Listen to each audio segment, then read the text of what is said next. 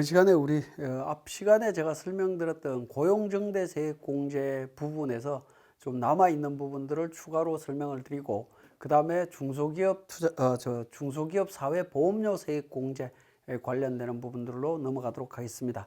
자, 앞 시간에 제가 설명드렸던 부분을 어디까지 설명드렸냐면요, 고용정대 세액공제 관련되는 부분에 있어서는 추가납부세액 관련되는 부분을 말씀을 드렸습니다.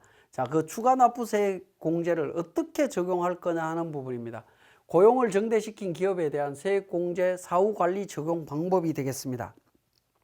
요 사후관리 적용 방법이 우리 교재 569페이지에 있습니다. 자, 이 부분들을 어떻게 적용할 거냐 하는 부분인데요. 내국인이 그 세액공제 중에 소득세 최저한세에 미달해서 공제받지 못한 부분에 상당하는 금액을 이월한 경우에는 최초로 공제를 받은 과세연도 종료일로부터 1년이 되는 날이 속하는 과세연도 종료일까지 기간 중에 상시 근로자 수가 최초로 공제받은 과세연도에 비해서 감소한 경우에는 공제받은 세액을 한도로 소득세로 납부하고 나머지 금액은 이월된 세액 공제액에서 차감한다라고 되어 있습니다. 요거는 조금 어떻게 보면 납세자 편의에서 해석을 했다라기보다는 국가적인 입장이 좀 강하게 들어가 있다라고 보여집니다. 요 예규 때문에 절차가 굉장히 복잡해집니다. 굉장히 복잡해지지만 어쨌든 뭐 국세청에서 이렇게 예규가 나왔기 때문에 우리가 무시할 수 없는 부분이죠. 자, 사례를 한번 보시면 적용 사례는 20년 고용 증가와 관련되는 부분입니다. 예를 들어서 청년 2명 증가 있고요. 일반 근로자 2명 증가 있습니다. 그런 경우에 1,100만 원에 2명, 700만 원에 2명에서 3,600만 원 적용이 됩니다. 그래서 최저한세로 최저한세 적용인데 이월액이 2천만 원이다라는 겁니다. 즉 1,600만 원은 세액공제를 받고, 그죠? 1,600만 원은 세액공제를 받았습니다.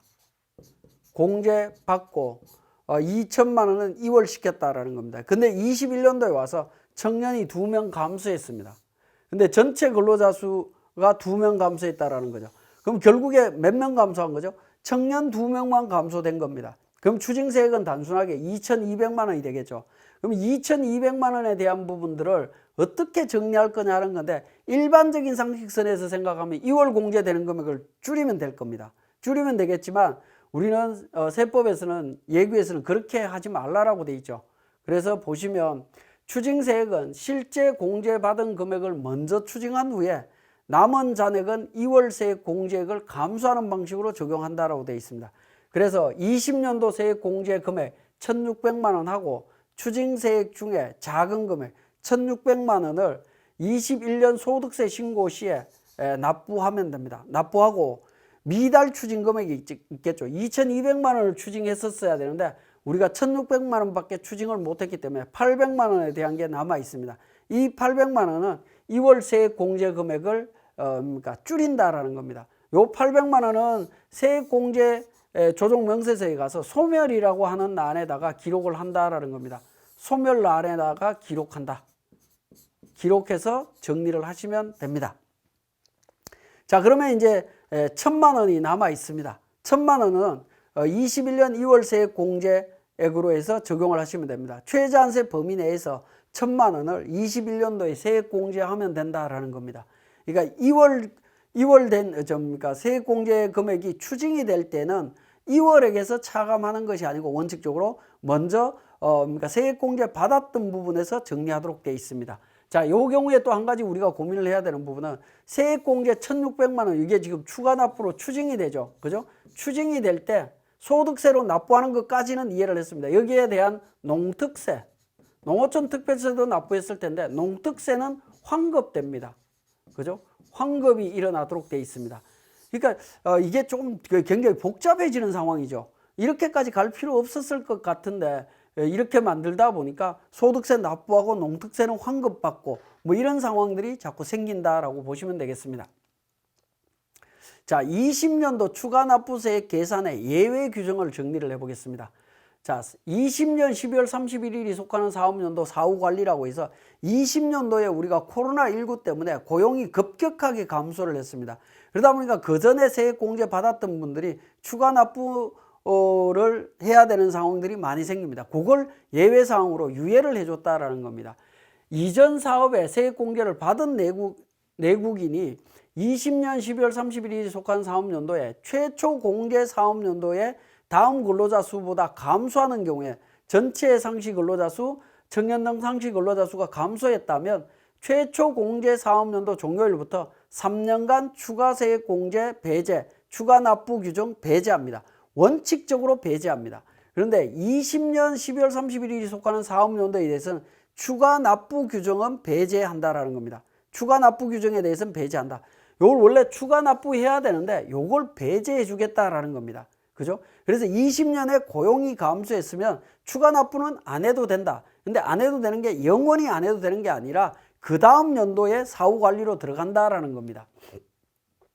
자, 21년 12월 31일이 속하는 사업연도의 사후 관리라고 해서 이전 사업연도에 세액 공제를 받은 법인이 21년 12월 31일이 속한 사업연도에 다음의 근로자 수가 최초 공제 사업연도의 근로자 수보다 감소하지 않아야 된다.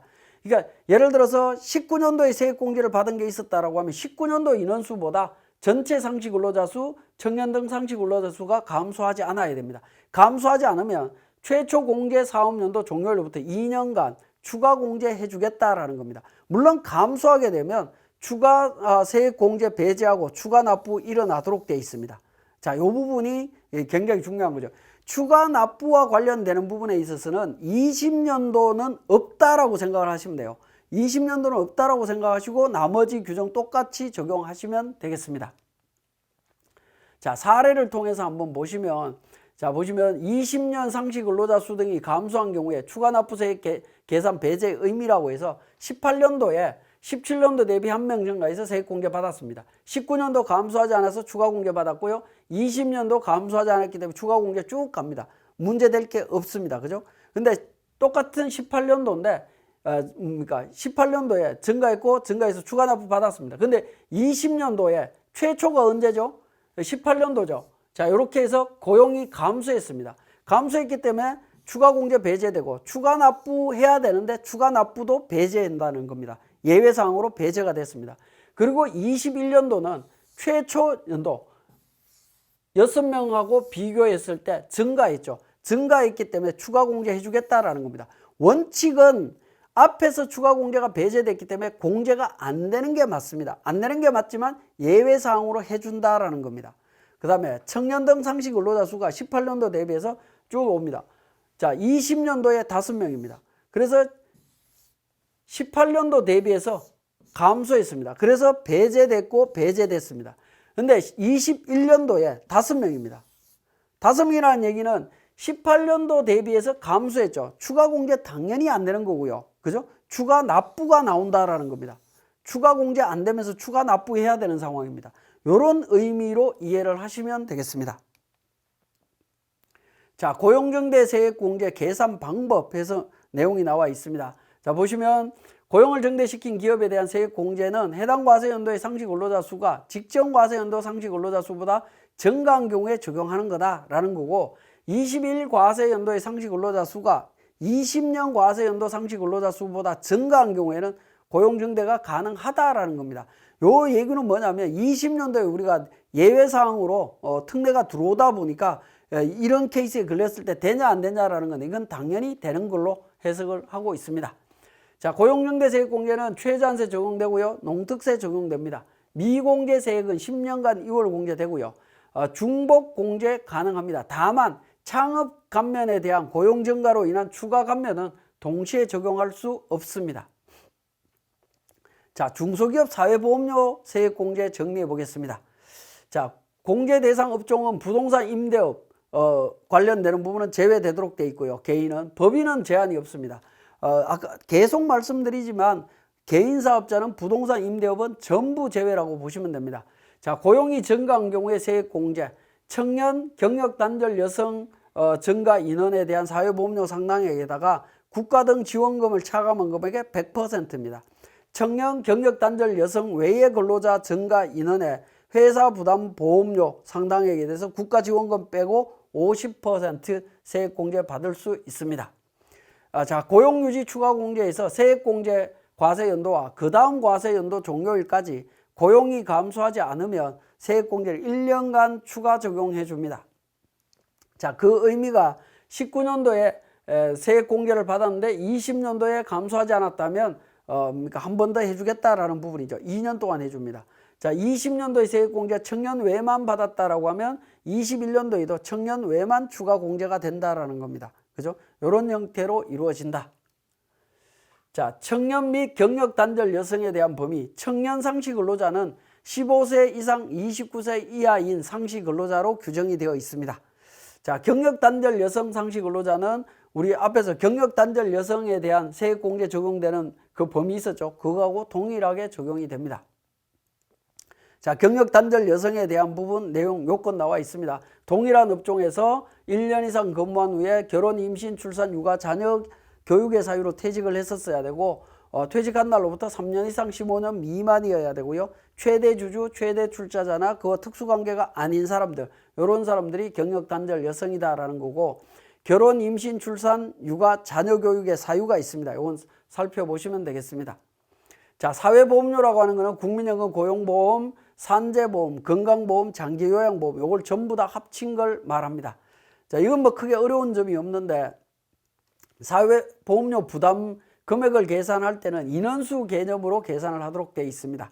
자, 그러니까 청년등 상시 근로자 수분에 청년등 상시 근로자한테 지급한 총급여, 이걸 평균 금액으로 계산해서 사회보험료 요율을 적용하도록 되어 있습니다. 외에도 마찬가지 개념으로 적용을 합니다.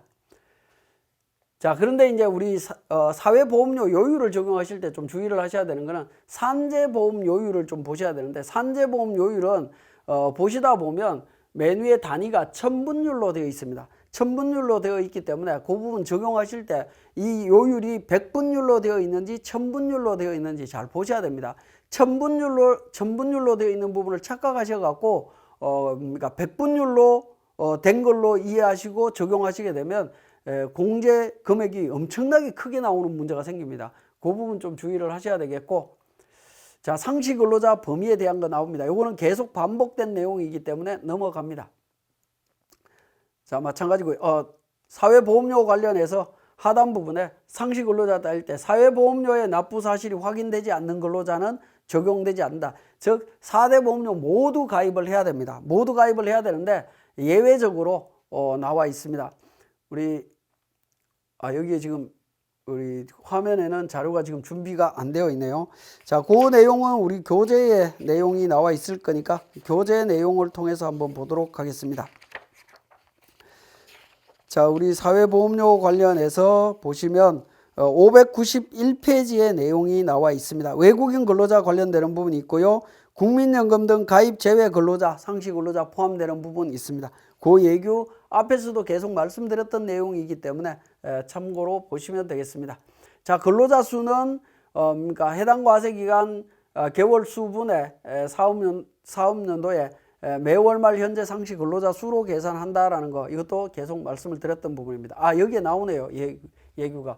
외국인 근로자를 고용한 중소기업에 중소기업 사회보험료 적용 어떻게 되느냐는 건데, 외국인도 사회보험료를 모두 가입해야 된다라는 겁니다. 근데 모두 가입했을 땐 적용이 가능하고요. 일부 가입했을 땐 적용이 불가능한 게 원칙입니다.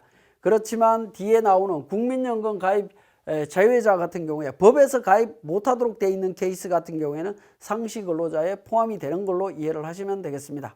자, 상시 근로자 수 계산하는 거 앞에서 계속 말씀드렸기 때문에 넘어갑니다. 이 부분은.